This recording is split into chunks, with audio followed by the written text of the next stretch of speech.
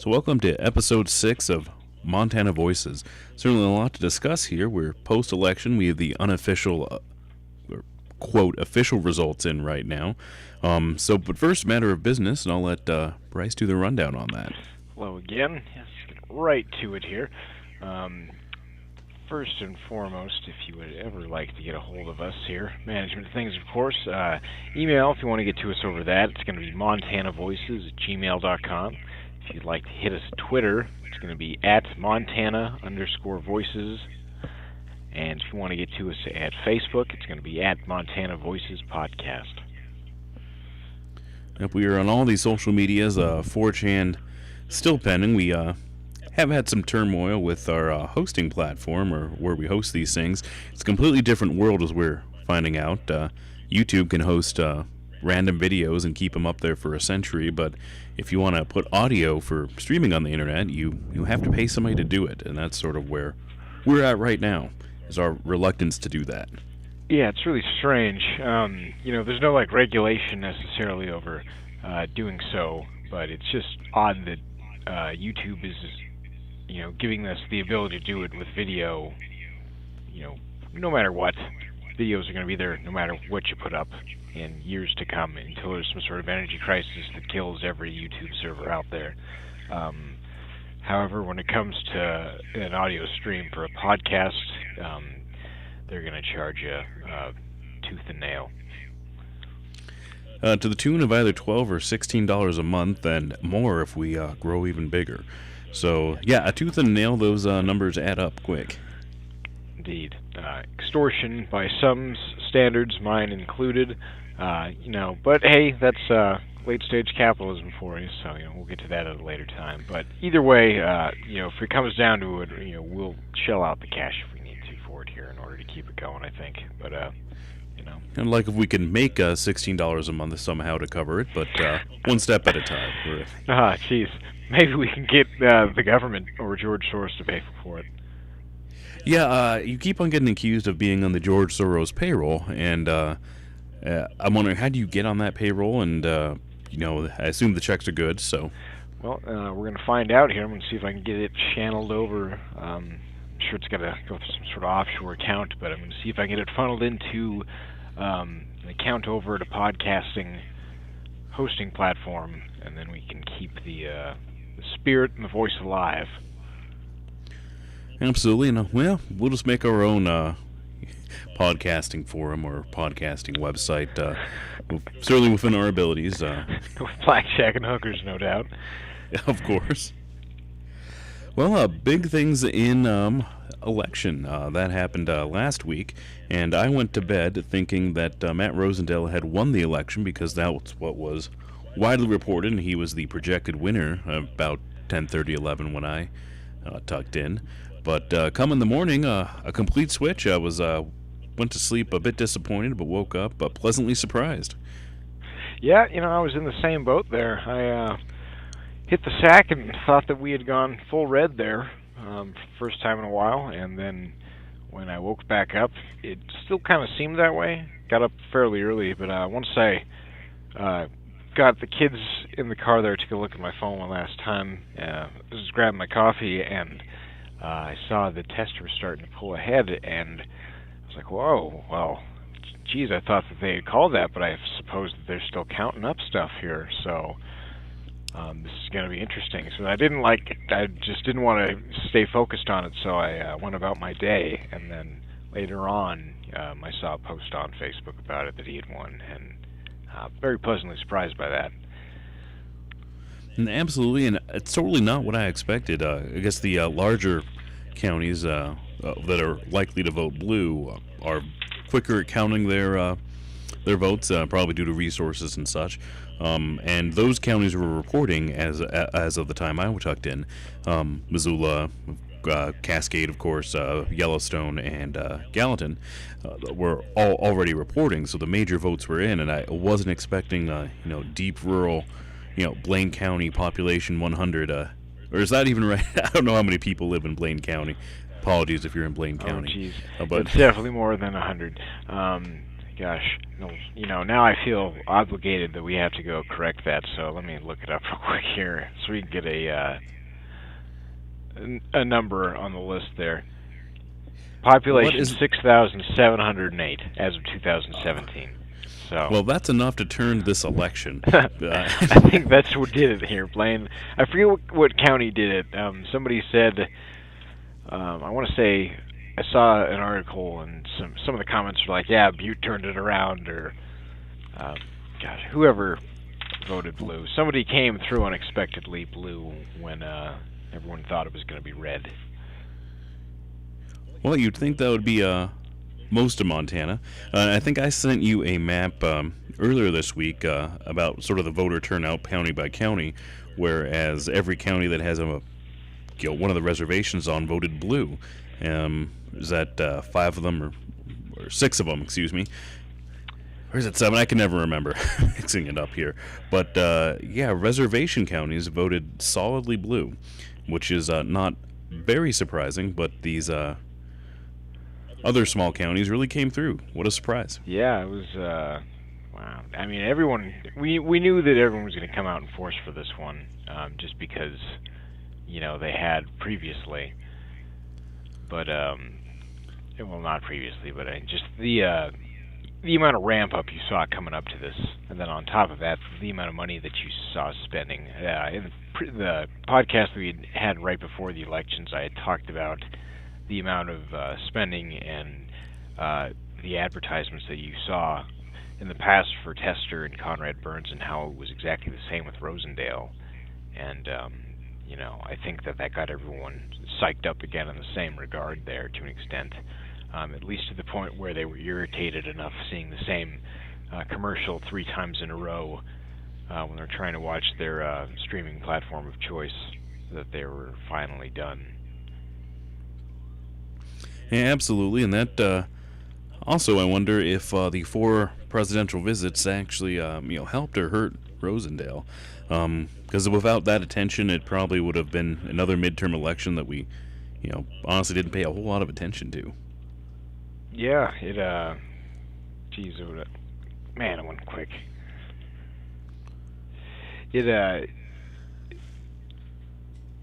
I'm sorry here, I'm just trying to look up exactly what the numbers were here on this map.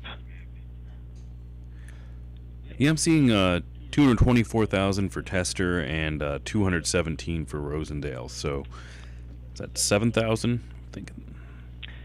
Yeah, let's see. Popular vote 247,000 and 231,000. So. Oh, even more. So my image was outdated. I'm just looking this up on Wikipedia. I figure that they are pulling it from somewhere somewhat reliable. But yeah, I wonder what Conservapedia has to say about this this election. I feel that we should get someone to come on to give us the numbers from that site at some point. Well, I've been working on recruiting another member. He's talks a big talk, but is reluctant. He probably doesn't want the exposure. Not everybody is as honest as us. There are people that are worried about voicing their opinion and getting some backlash from the public on that, and maybe that's a sign that they have a bad opinion, but which I might argue. But we are pretty forthcoming, including going as far as to tell everyone who we're voting for. Should always stand by what how you feel, Jim. No matter what. When you're wrong, I feel you should stand up and say you're wrong. When you're right, I feel that you should stand by what you feel. But if there's clear evidence that you're wrong, you should say it. But regardless, not here nor there. I just want somebody on here to give us another number, essentially. Tell me if this Wikipedia stuff is wrong that I'm looking at. Another number, and maybe someone to make us not so much of an echo chamber. Me and you aren't the same ideology by far. We certainly disagree on a lot of issues, but in a lot we're together. So I think a third voice, at times might be valuable to keep us in check, because without a tension or an opposition, if you just hear your ideas repeated back to you, if you don't either strengthen your argument, I'm of the opinion that although not a debate or anything tenuous or anything like that, that when you're confronted with other facts and other ways of thinking, it either strengthens yours or the way you think crumbles and you start thinking correctly. So either of those options are desirable, in my opinion. Correct. And if nothing else, I don't want this podcast to be labeled as a leftist shill podcast of any sort. I mean, if we go leftist shill, can we get on that payroll? I mean, As to say, like, I just feels very unfair to be given the label without the pay grade. absolutely, we're certainly not the 1% or the upper crust here. Very grassroots Montanan. Yeah, but reservations came through, hard for Tester, it appears like, definitely blue counties. And speaking of reservations, we're getting a little bit out of our lane, and I'm really blindsiding you by this, but North Dakotan voter law. They're our immediate neighbors, so maybe not too far from us. Apparently things are not as they seem over there. I was You don't say. No, I was in a discussion on the subject and how the trouble is the North Dakota requires that you have a physical address on your driver's license in order to be able to vote. And the issue is a lot of North Dakota, or very rural North Dakota, specifically reservations, do not have physical addresses. They're using it's called the Burke system, I believe it was, where they actually had to go through so people would 911 would know how to get to your house, rather than you just go to Joe's trailer and drive 3 miles up the road to the left. And as I recall, it's funny you mention that because I remember hearing that when they were trying to do like addressing and just mapping for location data and stuff for the counties, they had an issue with trying to get addresses set up for a lot of the Hutterite colonies because they would want to go put an address on like every building, and the Hutterites were staunchly against anything that potentially could get them taxed. Yeah, well, we haven't discussed Hutterite issues very much here, and obviously another decent minority in the state, so we'll have to give them some more attention. I will admit to being somewhat ignorant on their issues here. So I didn't know there were necessarily issues, but I'm going to go ahead and throw my hand up there with you in ignorance. I stand. Sorry. I don't think they're a demographic that listens to a whole lot of podcasts, but maybe my perceptions are wrong. They could be our number one viewing source, and we couldn't know. They can bring us to legitimacy here, and maybe those ad revenue dollars. We're still waiting on those from our not so sponsors from the last couple of weeks. Definitely some mix-ups within the mailing system, apparently. So I got into a discussion about the North Dakota voting law. They're really near to us, and I learned some interesting facts about North Dakota. They do not have any voter registration at all. And according to them, there's a PDF you can download directly from northdakota.gov, Secretary of State, whatever, that outlays what you need to vote, which is a voter ID. And on the PDF, which seems like it's outdated by the actual website that the PDF comes from, makes no mention of tribal documents or tribal. They said the tribal ID was effective, but nothing about the addresses. There's enough uproar about it that the website now says that you can vote without an address provided you have a valid tribal document. It doesn't specify what that is, but I do know that the North Dakotan reservations were in a scramble. They issued some 3,500 new tribal IDs to people just so they would have the opportunity to vote. So apparently this was an issue, but apparently according to the Secretary of State website over there, it wouldn't be an issue because any North Dakota document is sufficient to enable you to vote. Well, that's comforting to know. So I think there might be something underhanded here. Either the left is making a big issue out of a non-issue, or the right, of which North Dakota is firmly right, updated the site after the fact. I was going to say, not to say that the left would, never makes a big deal out of anything like that, because, they're pretty quick to start screaming on things, but I imagine that they wouldn't start screaming in the first place unless they had a pretty clear indication, because we had some higher up characters, didn't we, getting angry about this issue? I think the typical ones. Was Rosie O'Donnell in there? Isn't she usually at the forefront of these things? Or is it Whoopi Goldberg? I can't be sure. Was it? Who knows? Maybe it was Joy.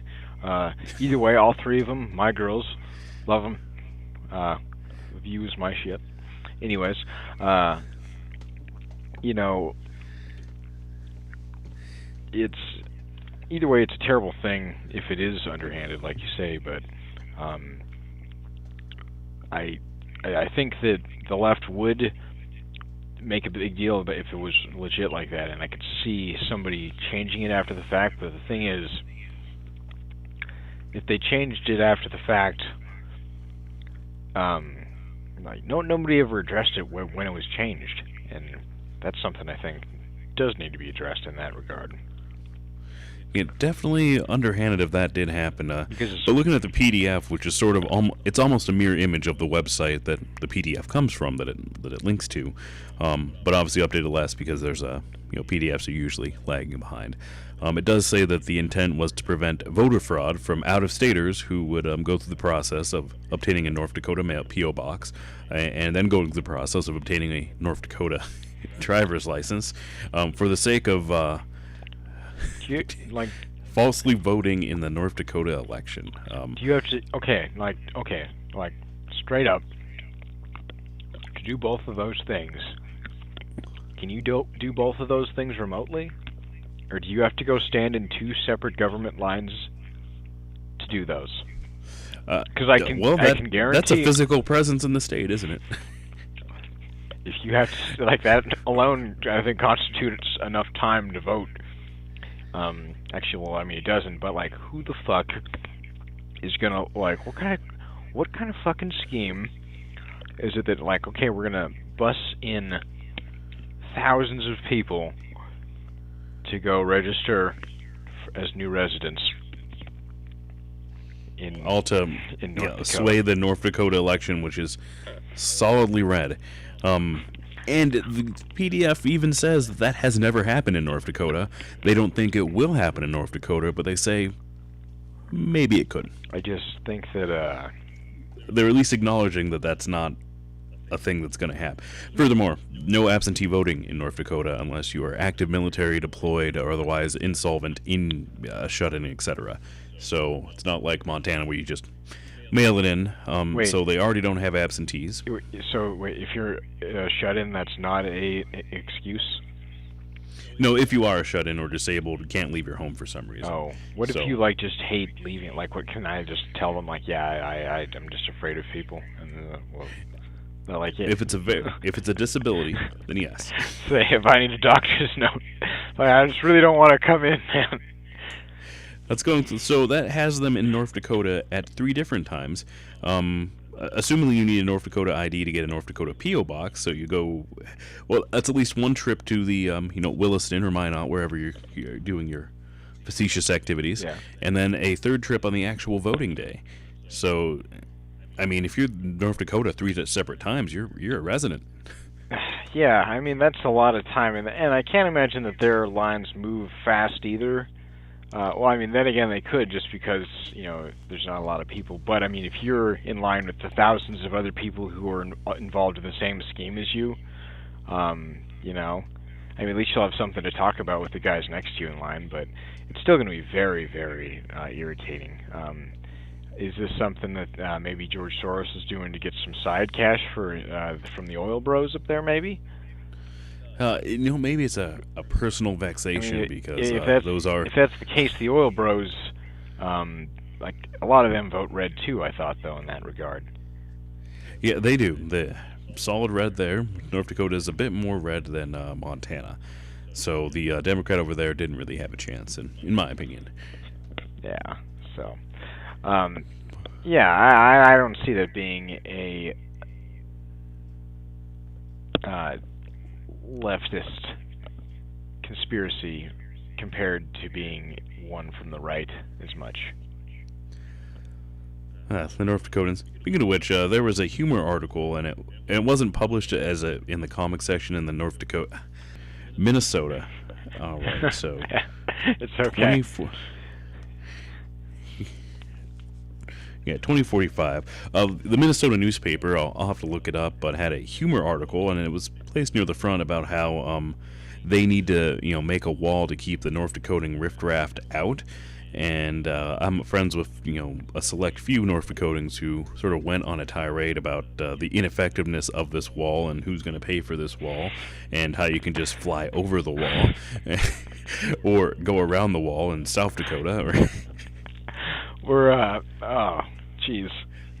The irony was not lost on me. The only wall I would be okay with is one around Montana. That's just to keep us in. We're worried the wall works both ways. Will also keep us in. Can't imagine a time when it would be we'd want to flee to Mexico, but crazier things have happened. It's an alright place here. I don't think it's that bad to be penned up here. We do need a wall to the north, though. That I'm fully behind. We got to keep those Canadians out. As you know, 9 of the 9/11 hijackers came through Canada. Pretty suspicious being it happened on 9/11. Well, yep. Maybe I'm mixing up my numbers, but the majority of them did come in through Canada, and they're Saudi Arabian, by the way. Maybe a topic for another episode, but we went all the way to Minnesota, so we're pretty far outside of our lane. So I'll do a shift back and discuss the other race that is not a surprise to anybody. Gene Forte won. The body pulled it off again. Slammed right through this race. I see what you did there. Eleanor Swanson couldn't pull through at the last minute there, unfortunately. Was he up against Swanson? I thought it was Williams. Yeah, Williams and Swanson. Oh, yes. Oh, I apologize. Swanson was the Libertarian one, wasn't she? Yep, and speaking of Libertarian, Breckenridge pulled out in the last week, but when I thought Rosendale won, I was going to make the joke that, maybe Breckenridge didn't pull out soon enough, because he didn't, because he got some 3% of the vote, which, if he was out completely, and granted, this is Montana where 40% of the people vote early, so it'd have to be out very early, could have maybe swayed the election toward Rosendale, if that's the way those voters went. Yeah, I have a feeling that the 3% that, you said it was 3%, correct? Yeah, I think it was 3%. Yeah, the people that voted for Breckenridge still that ended up in that 3% were probably the ones, those hardcore libertarians that we had talked about in the past, the sovereign citizen mountain men type that, steer clear of the internet. Because remember, this is the guy who we could not find a website for at all, or really any kind of online presence. And a little bit outside of our lane, but Gary Johnson is apparently out of politics. Gary Johnson. Oh, Gary Johnson. Aleppo. Aleppo. He made several statements to the fact he was running for the Senate in New Mexico again.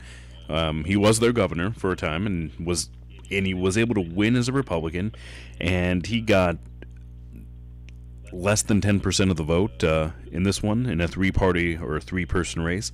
So, and he said if he does not win this election, that he's, going to go continue climbing Everest and whatnot. I see. Well, so this is the last we'll hear of Gary Johnson, maybe. Well, best of luck to him climbing Mount Everest. Some people do that and don't come back, but, he's still... It's not his first time, not his first rodeo up there. Yeah, well, all the best to him then, He gave us some great moments there. That time when he was doing the panel and the lady started going off of marijuana and he acted like he was having a heart attack in front of her, that was pretty funny. When he just stuck his tongue out at that other lady, I could just do this, and nobody... Yeah, I think he's got the weed brain, maybe, but... Yep. Even if he wasn't high at the moment. You think that's what attributed to Aleppo's cause there? Well, what is Aleppo? Who can know? I didn't know anything about it. Well, you're also not a presidential candidate. Exactly. Good point. I was not then, nor am I now. I'm no comment. But But a I think common it man. says I think it says something about our two-party system where, as a Republican, he can definitely win the majority in New Mexico to be their governor and exit as a very popular governor, then go on to run as president and have a losing bid, of course, because he went as libertarian. But in his home state, where he was the popular governor, he could not get more than 10% of the vote simply because he was a libertarian. Geez, those guys have it a little rough there, being a third wheel. Yeah, and that's that's where we're at in politics. And they didn't even have a Green Party or anybody to be act as spoiler or even make him more legitimate. That's what we need to do: bring the Green Party back so the Libertarians are more legit. Exactly. So just got to find some new funding, and they'll be all set. So. Putin was funding. Is that where that funding came from? Because I have seen pictures of Jill Stein hanging out with Putin. Something on. It was red funding. I know that. I believe it was from GOP, but it was hard to say. But now the cat's out of the bag. Either way, they got in trouble. The people funding it didn't. Is how that worked out. So going out of our lane a lot on this episode. So to go further out of our lane, let's go into international waters there, because people continually say that the leftist conspiracies and all that. One I saw the other day that I thought was a little funny was, well, I guess not funny, but a little humorous. It sounds like Putin is starting to get back to his roots.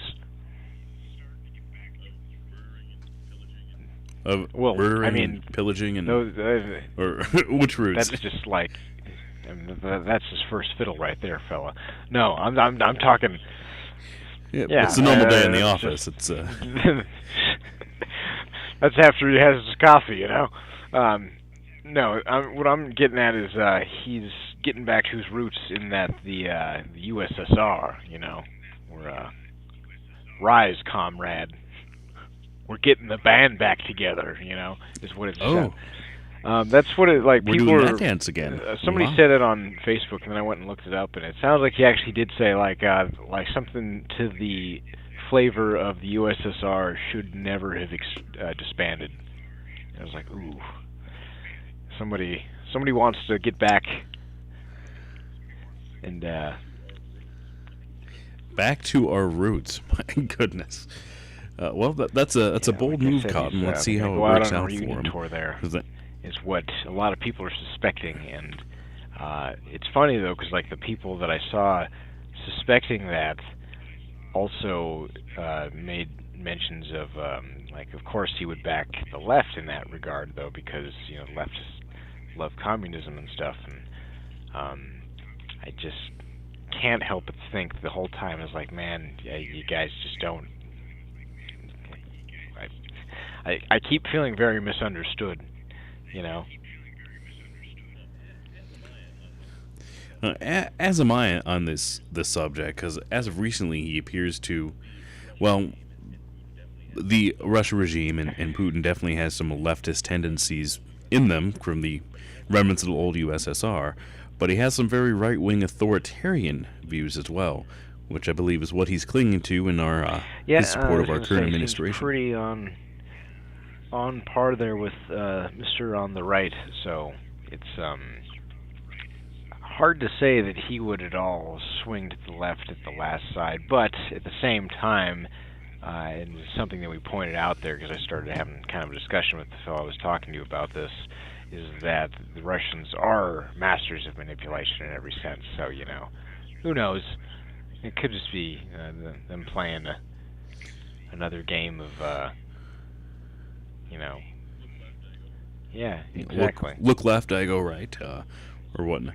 But I will assert, and as I've done many times before, that communism and socialism and all these social things are, rarely about the actual, outcome of those things. I mean, being communist is, or proposing a communist government isn't for the benefit of the people, but for the benefit of those in power.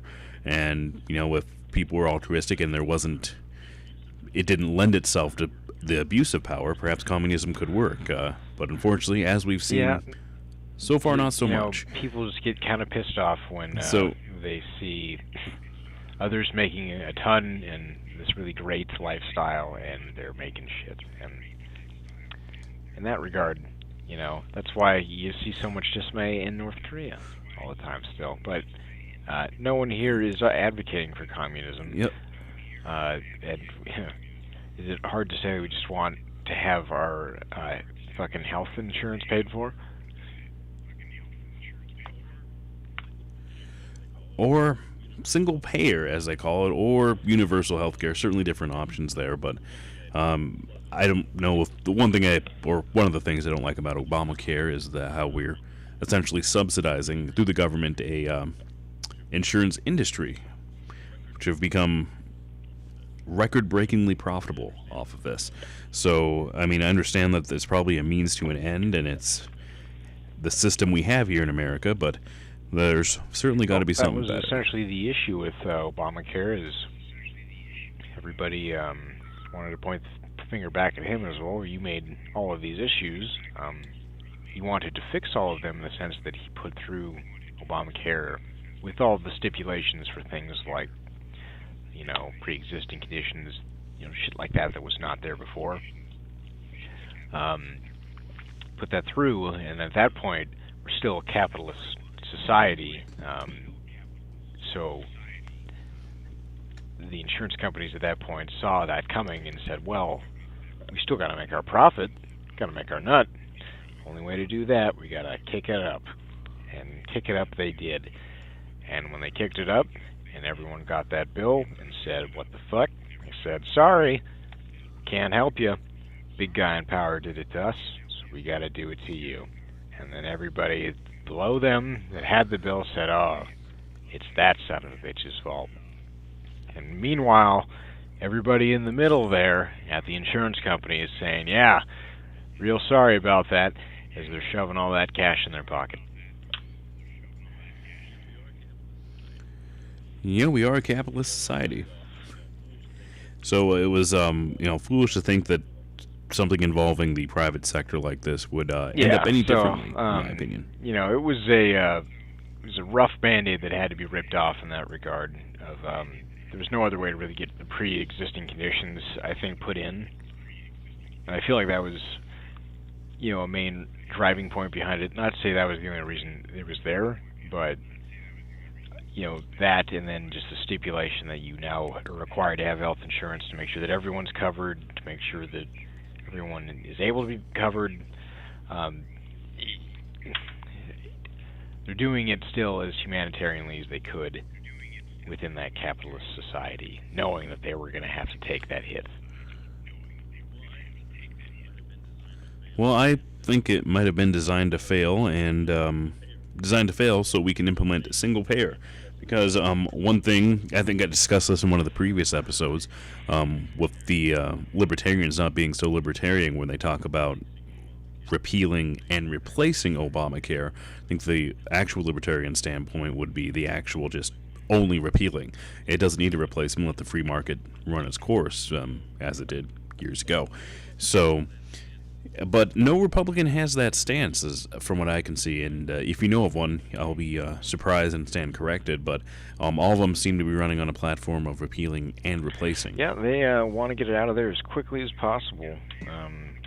Only thing they want to happen faster is for Kavanaugh to become the judge it was, Yeah, it wasted no time on that. Could waste, what was it, over a year where there was a vacancy on the court during the Obama administration, but it was very important we get this one guy in right now. I would like to bring this back around to our point at the beginning of the show, that I still feel it would be very beneficiary, at least at some point, for somebody with a more right-leaning view to come in and just offer a standpoint on that. Just because, I just want to hear, some logical reasoning behind some of these moves, and motives. Well, that would be nice to have, and maybe at some point find somebody willing to take the dive with us here. But the folks I have spoken to were worried that their political views might be used against them. So, certainly there's somebody who wants to be, Rush Limbaugh or Shapiro Jr. or something Well, like that. Can't say that's what I was aiming for necessarily, but it would be nice. I can't. It is pretty interesting to get in a car every day and be able to hear Rush every day talking about stuff and knowing that that's his job and he gets paid to do that. Come on and yell at the microphone about things. The golden microphone, the EIB golden microphone. Golden she is. Well, he turned it into gold. That's he's still on 1450, I believe, over there, and I'm not sure which station he's on over here. I think we have 970 Patriot you guys Radio. Have Alex Jones over there even. Yep, we have Alex Jones on the radio every night. I should really do some scanning on the AM stations to see if he's on any. Like maybe we have a rogue station or something, but for the most part, I've not heard him on. You have the George Norrie at night. And George Norrie, in my opinion, killed and in some others' Coast to Coast opinion, AM. Killed Art Bell as well. That was 40-some years of assisted suicide. 40 years? With 50, how long was it? That golden voice, you get that, the smoking. Excuse me, it was 930 Patriot Radio here in Missoula. Missoula's conservative talk leader, Patriot Radio. I thought assisted suicide was supposed to be like a quick thing. I didn't think... assisted by Marlboro. Okay, I see what you mean. Yeah. It takes a long time. They, of course, 9:30 airs Michael Savage, of course. Looks like they do have Rush as well. And, of course, Alex Jones ties off the night with us. Is he, what I'm wondering if they have station Coast is to that Coast at on there. 9:30 a.m. 9:30 a.m. I was going to say, I want to see if Alex Jones is on any AM stations in Great Falls. That's KMPT. So, I haven't heard him over there, but there's very few AM stations over there. There's 1450, 1310. I would like to know the inside story of that, because if you drive by 1310, it says they were seized by the government after so many years of service. I'm not sure exactly what they mean or how they were seized, so that would be something interesting. In Great Falls, 1310 is no more. What was 1310? Tell me all about this. I knew nothing of this. 1310 did a lot of old-timey music, and other times they had I guess they would be the equivalent of Patriot Radio. I bet you they were probably doing some sort of like independent, kind of like what maybe. I bet you they were letting some podcasters on for a couple bucks a night. Instead of doing the hosting, right? They were under. Maybe they were. They had some good content before for sure. they. I'm saying, like, in order for the they Feds went to down, take them out, but you have to really screw up in order for the FCC to get involved and like shut you down. So, like, they must have been having like somebody come in and spewing off on the air that shouldn't have been, or who knows? It could have been something financial or something on the books, but 1310 a.m. Yeah. Yeah, KEIN, which is no more. Yeah, they had some of that content later at night, but it's listed as a nostalgia station, as it was. And it was during the day it was a lot of that nostalgia music and such. They'd have talk radio on there at night. At least towards the end. Maybe that's what did their demise in.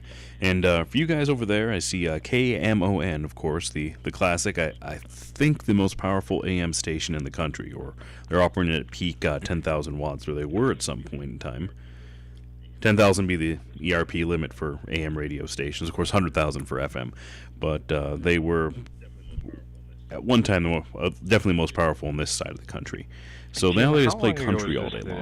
The KEIN thing is that you saw. Was that like just recently?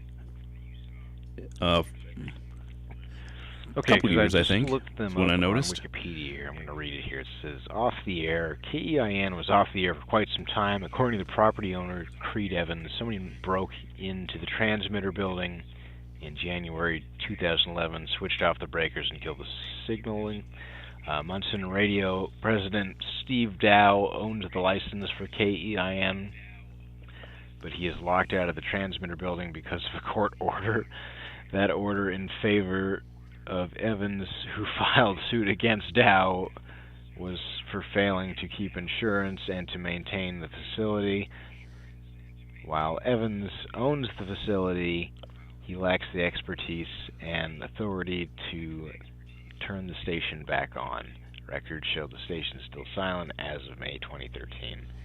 And then after that, it says that FCC show was back on air. The filing was granted on April 24th of 2014. It's off the air now. KTZZ is the sister station. What's that? Conrad.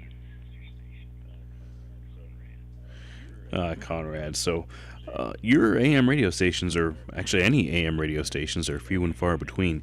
Said 560, 1310 is no more. 1400 only does sports, if they're even still on the air. That I'm not even sure about. But of course, 1450. Yeah, 1450 will never die. They've got commercial backing there, so they'll be around forever. But, I really hope that they can get Alex Jones on. I didn't know. I don't know why they ever took him off. I couldn't say if 1450 ever had him. But over here, Patriot Radio certainly does. And another thing I found that, AM radio is dying, unfortunately, even in newer vehicles, and I've been in quite a few newer ones getting a new truck here. But the AM radio is not up to par. The 10-year-old upgraded radio in my F-150, it's incredible AM reception compared to anything modern, which is disappointing. For miles and miles and miles, Yeah, it's one of the fun things I did as a kid was playing with an AM radio and seeing what stations I could receive. And I just thought that the time for doing that was over, because I've tried to relive that in some late night drives and haven't been able to, and haven't been able to pick up any AM radio stations. But come to find out, they're still out there, and it's just my equipment. Don't put too much stock in Toyota AM radios. Let's see. 1 second here. I'm looking up to see if I can find Alex Jones's radio block in Great Falls. I think I might have found it here. But let's see if I can strike.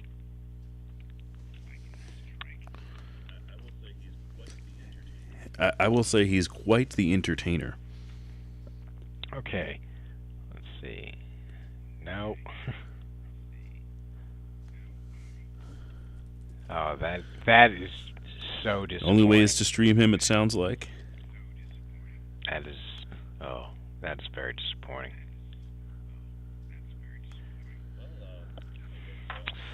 Well, I guess Great Falls doesn't get the voice of freedom here, apparently.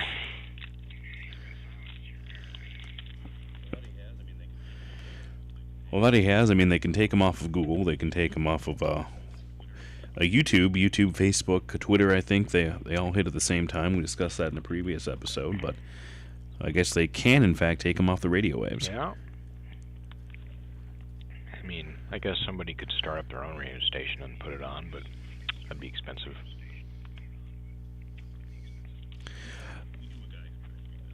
Yeah, we knew a guy who tried to do that once, and it didn't work out for him. Maybe we'll get the story one day. One day. It's a hard story to get, fortunately. But fun fact about radio, that's the old radio joke. What's the difference between FM and AM radio waves? And the answer is that the AM waves lean further to the right, and there is definite truth to that. Any left voices on AM stations, that is for sure. Yeah, since was that Air Radio or Air One Radio? I forgot what it was, but it went on. It was supposed to be the liberal answer to the right-wing radio that was being very commercially successful in the 90s, and it failed terribly, as I recall. But I think it was the 90s. It was Clinton that actually deregulated radio because at one point in radio, for I guess most of the radio's history in America, if you wanted to have a political voice on, you had to try to give equal time to an opposing viewpoint.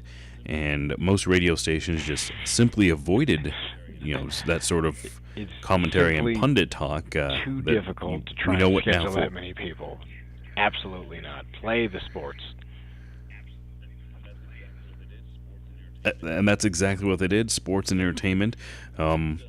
So when that was deregulated, that was during the Clinton administration. The best Republican president we've ever had, in my opinion. He's all for the things. More on that later. But these guys, like, it made a venue for the Rush Limbaughs and the Savages and the Hannitys, who started off in radio, of course, to be commercially successful and do their thing. And we've seen what's happened with that now. They're sitting pretty at the top of the tower at the moment, but we'll see. Golden microphone from Hannity, what is or gonna is happen his silver, there. maybe? The week is about to start, Jim. Who's to say what's could go down? There could be subpoenas and indictments flying, left and right. Who knows? People are so angry about elections, not just here, but like the other states. Florida is a mess right now. Still a mess, I heard. We'll have to wait for the official. Are they doing a recount, or they're suing for a recount, or something along those lines? Was granted, and it's being processed currently. So we'll have to see how that turns out. Was it Florida in 2004 with the recount? Yeah, Florida is with Al Gore. Killed for Gore.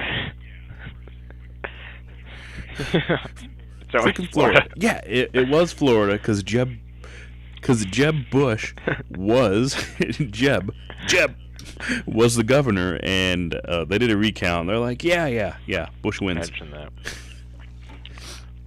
No, we checked. We checked. Counted 4 it's times. All good. Right there on the board. See where it says Bush? That's the winner.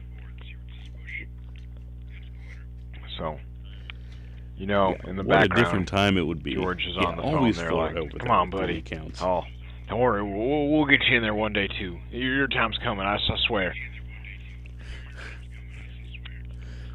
Because Jeb is the Bush we should have rile had. Up a crowd of 20. There's a problem.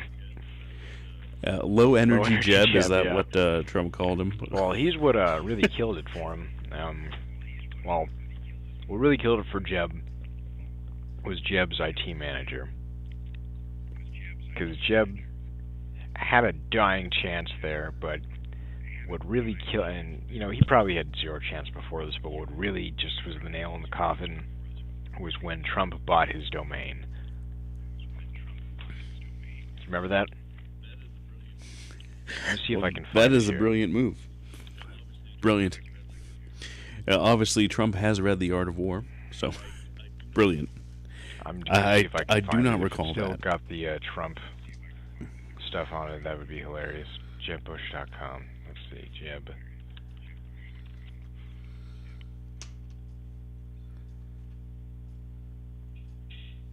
No, they dropped it. No one wants the domain now. Yeah, they gave it back. They didn't even sell it back. They just we're done. But with indictments and news, Zinke could be out. There's sort of an exciting turn of events. I've been hearing about the daily dose of Zinke, as some people call, about certain malfeasances he may have been involved in. But apparently, it's not all left-wing, mudslinging. There's apparently some credence to these allegations. So, see, that's a little concerning there. I always wanted to give him the benefit of the doubt, just knowing his military record and all that. Always a pretty admirable fellow, but the more and more I've looked at him as he's become the interior, the more and more I suspect that he's going to steal, or has already stolen, Christmas. Or the Declaration of Independence, possibly. That too. That's Different timeline. or is that a there, different but, timeline? Those eyebrows, man. He, a sinister-looking fellow there. So, you know, if looks could kill, this guy potentially did cause some malfeasance. Yeah, well, more than just looks, he all the regular malfeasance that he's been accused of and has been accused of for some time. Because I didn't put much credence to these allegations because I thought it was just the left being left.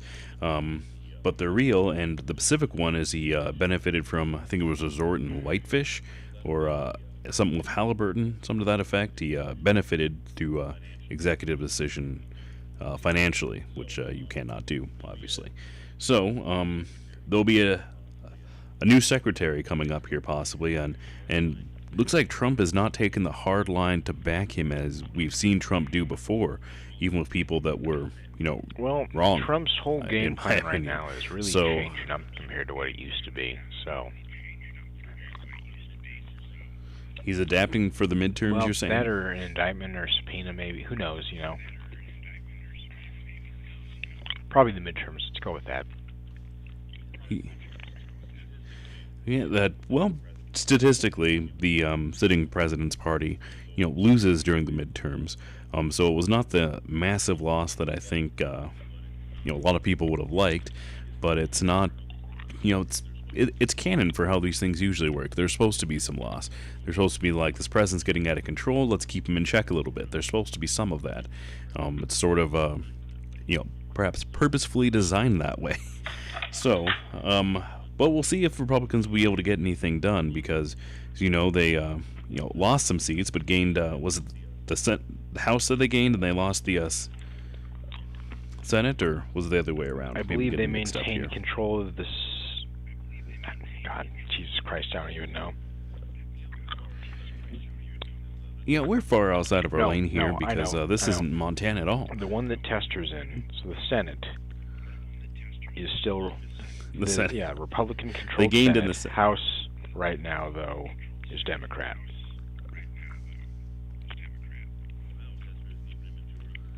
Oh, wow, Tester isn't even in a majority position over there. Thorn in the side. That's all he is.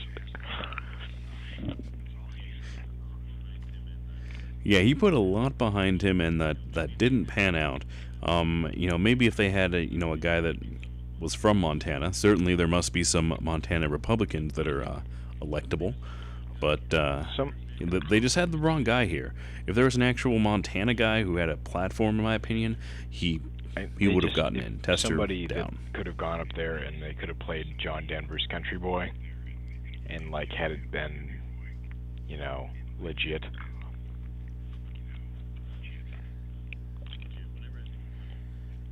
Legit. Whenever I think of country, Roy Moore comes to mind. Times have changed. You no longer have the respectable image of the rustic, independent cowboy. You ruined it, Roy. Was that his campaign song? I don't know what his campaign song, but that's what came to mind when you said that. That was just most memorable scene for me for Country Boy was from Son-in-Law with Pauly Shore. He gets in the combine. Way off track. Anyways, so Tester is just going to be a huge ass pain in Trump's side still for 6 more years. Yeah, 6 more, and I'm not sure how Tester's taking this. I mean, when one of his campaign points was how many bills he's introduced and how cooperative he is with President Trump. So I don't know if his tone on that's going to change as, an FU, or if he's going to, stay the line. And I think that, a lot of Trump's values quotation marks, because I don't know if he has any values at all, other than his talking points. If his positions line up pretty closely with the average Montanan's position, in my opinion. So I don't know if Tester will recognize the people that elected him, his electorate, and continue essentially supporting Trump while not being outright about it like all the Republicans are, or if he will give him a big middle finger. That one's hard to say. I think we'll see if there is any kind of change. You'd see it right as there's another election for the next presidential election is when you'd see any sort of change on that.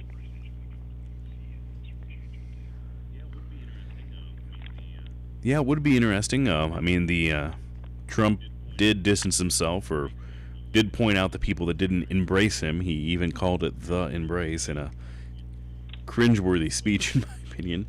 But if we're going to see more Republicans, go that direction, because the Trump kiss wasn't the effective thing for him, as we saw in the Rosendale election here. Yeah, Trump kiss definitely seemed to give him a bad case of herpes there. Now that unfortunately never goes hard to away. Say. Well, did he mention if he would rerun? If Rosendale would rerun, well, maybe he did not. No for comment there. He'll develop some real estate over there. Does he still hold a residence in Maryland? Dual residency? I cannot say. He moved here to. I mean, is there anything less Montanan than moving to Montana to develop real estate? Yep, he can. Oh, he could be voting in 2 elections, and we can't have that. I don't know what. Like straight up, I want to know where he was on election day. Hopefully, not in Maryland. Depends on where his vote had more sway. Was there another one? Maybe they do absentee over there. It's hard to say. We'll have to check North Dakota's rules. Still very strongly. If you're going to run on immigration as such a hard stance policy, and I say all that stuff beforehand, obviously sarcastically, because I don't feel that way, but if you're going to run hardly on immigration like that, don't put up an immigrant. Exactly, and even to tout it in your own campaign ads, which just seemed odd. And granted, it's in country, but there's nothing less Montana value than that. I mean, people, it's the equivalent of a carpetbagger, in my opinion. You know what, Jim? That if you were to look it up in Wikipedia and read out the definition to a group of school children, they would probably make the same correlation. So I think you're right on par with that. And it's just it's almost insulting, I feel. I don't see how everyone was all gung-ho for it there with that in mind. I know that they were just out of sheer hatred for Tester, but at the same time, out of sheer hatred for Tester, I don't see why they wouldn't be like, no, absolutely not that guy. Let's pick somebody who's from the state still.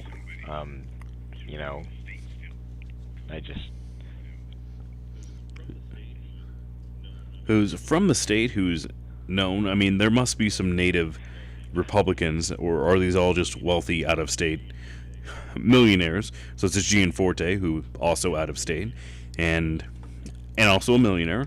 So Rosendale, out-of-state millionaire.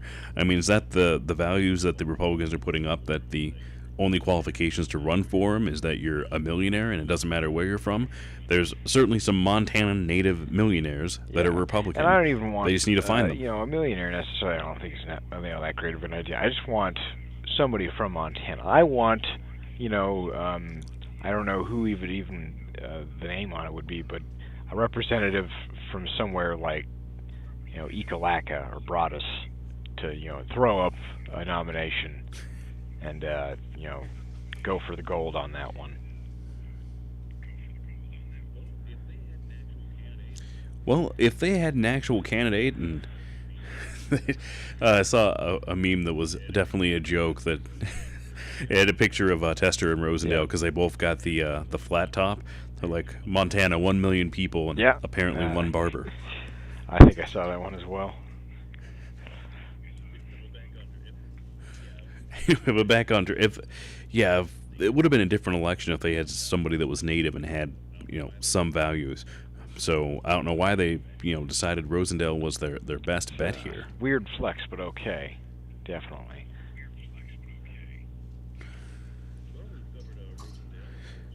Well, we've covered Rosendale, of course. That election Tester the winner. Gianforte bringing home the win as well.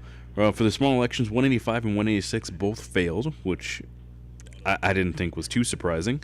A lot of gas station advertising that's apparently is effective. Yeah, I wonder. I Surprised didn't go me. into any gas stations during the election period there, so I didn't have to interface. But like, I wonder if the cashiers were at all pushing for that, or if they had. Are they allowed to have signs inside? I don't think they are. But Yeah, they best just stick either to way, their work. though, There. it didn't go through. So whatever. You can just smoke it up there. Tax, not as taxed as much. You know, still heavily taxed, but Still heavily taxed. you know, Still, we won this pretty battle. heavily taxed. So I should say you did. I voted yes, but you know, that was just a personal thing for me. So whatever. I'm still not I'm not upset that it went through. I can understand why people didn't want it to, and I'm down with that too. Whatever, it's cool. And that one was not even close, nor there was the mining initiative. There is not a mining initiative. That's done for. So that was the one to require upfront funds, or basically an insurance policy to the people that you can clean up your mines before you actually do it. Yep, that one failed by a smaller margin, but still, I guess the Montanans felt that there's already enough safeguards in place as it is. So, interesting time for sure, in my opinion. I wonder how Butte voted on that subject. I'm willing to bet they voted where their bank accounts were at. Yeah, that's a good point. I figured they do. would go the other way, but and rent is very low in Butte, so if you're looking to start a small business, that is the place to be. And I suppose that's a good enough spot for our small business shout out. I'm going to Pork Chop John's in Butte. The food isn't particularly exceptional, but is a Butte classic and a Butte staple, and you have to experience it. And I'm only going to Pork Chop John's because best burger that was downtown is now closed. It's hard to keep up with these Butte businesses coming and going. I would say that Pork Chop John's as well. I'm just not a pork chop guy. I didn't figure that out until I went to Pork Chop John's because I never had a pork chop before.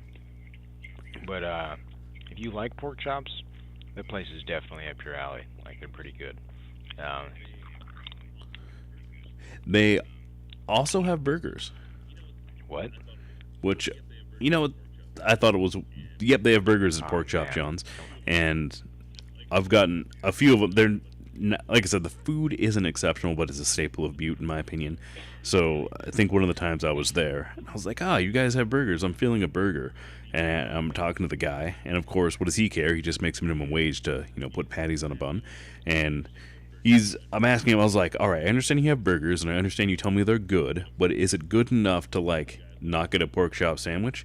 And the guy's like, well, why don't you just have both? And it blew my mind. So I don't remember what they call it, but it's the pork chop and then a burger patty, cheese in between, of course, all your toppings. I guess mustard, mayonnaise is the typical, but you can get what you want. And it was great. And now every time I'm in Butte, I have to stop at Pork Chop John's to get one of those burgers. Sounds like you're Burger, stopping at chicken, Flavor Town as it there. might be. And who's the mayor of Flavortown? It's Fieri, isn't Guy Fieri. I'm calling him Fieri. So, the pork chop sandwich from Pork Chop John's you can actually get from Food Services of America. So other businesses, such as the 5th Street Diner in downtown Great Falls, can make you a pork chop sandwich. Really, that's good to know. Now you know. All right, well, I think we're over an hour in, and we'll put this one in the books and maybe try to stay more on topic during our next podcast, or there's lots of things to talk about in wheat. We're certainly more on topic next time around. Great news for everyone. Everyone that's been holding out, faithfully listening to all of our podcasts. Great news. Better audio equipment on the way. Recording on my side of the house will be much more improved than what it has been currently. I'm looking forward to it, and I'm recording on the exact same equipment that you will be on next week, so you can expect this sort of same audio quality on your end, or next week, later this week, we'll see. So we'll go ahead and go through our business shout-outs and then go ahead and wrap this one up. Geez, well, kind of small business shout-outs should we even do here today? Let's go ahead and go with the just local businesses, not businesses, local newspapers for the around the state. Does that sound like a good idea? Yeah, I'm all on board on that. I think I had a few of them listed out here, and those are the sources that, of course, we're looking for, and probably need your help to come down here. Indeed. So we got the electricgf.com here, MissoulaCurrent.com, the Yellowstone County News.com, MTStandard.com, ButteNews.net, BozemanDailyChronicle.com, and the ValleyJournal.net. Particularly privy to the Valley Journal myself there. Yeah, I've looked through it here, and it good journalism, free journalism, it appears like. So that's good. A few of the main players in there, we of course had the Montana Standard, a classic and Butte, I think owned by Lee Enterprises. I might be wrong. Yell at me if I am. And the Bozeman Daily Chronicles, of course, the big newspapers there that we put in our list, but certainly worth reading through. I really would like to commend the Valley Journal here for not having a paywall of any sort on theirs. That's something you don't get with the papers there, right? And it's a business model that I don't understand, because you don't expect to pay for things on the internet. All it does is ensure that everyone's going to read incognito. I mean, it's so simple to get around, or just not read at all. I mean, they certainly must have stats on how many people hit the paywall, and then but nah. I'll go to the second link. The one thing I've found that is pretty good source, well, I wouldn't say a good source necessarily, but I have a feeling it's a source that a lot of people find is on Reddit. If you just go to the comments, a lot of other users will usually just paste part of the stories within the comments from that article. And, at that point, why even bother reading it? I got a summary right here. Exactly. And now our business affairs, we of course Montana_voices at gmail.com. On Facebook, we're Montana Voices. Twitter, that was Montana Voices or underscore voices? At Montana_voices. All right. Now, maybe the listeners are understanding why I usually have you do this. All right. So Facebook, Twitter, email. Facebook, Did I miss Twitter, one? And email. That is currently all we have for the time being. We'll be back probably next week with a couple more different platforms. I have a feeling we're going to try and jump on a couple more ships here as well. And maybe not an extortionist podcast host. Indeed. Would be, great as well. In this regard, I can somewhat feel what Alex Jones is going through, trying to find a helm for his platform. This wayward ship is going to find a dock somewhere. Somewhere, it just matters of how much. My goodness. But, it's more painful when it's a monthly subscription that you have to pay for. I mean, obviously we have bought an equipment for this, and so the idea of spending money isn't foreign to us. But doing it monthly to somebody else for seemingly something you get, nothing tangible back for is different. See about that. So. Might just be coming at you live from YouTube here for a little bit, but either way, we'll find a presence. We'll get back at it with something good. Well, thanks for listening. Episode Indeed, coming 6 at you next in the week. books. Stay tuned.